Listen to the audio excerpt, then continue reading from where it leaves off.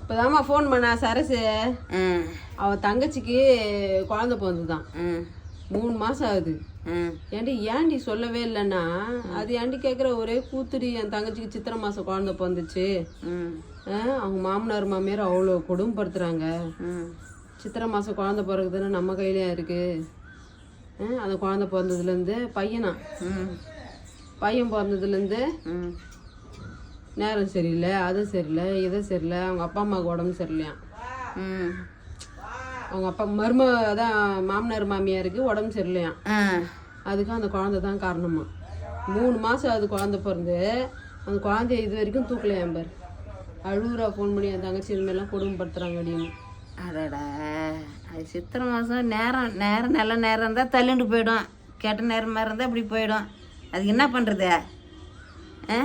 நம்மளுக்கு புரியுது, அவங்களுக்கு புரியலையே.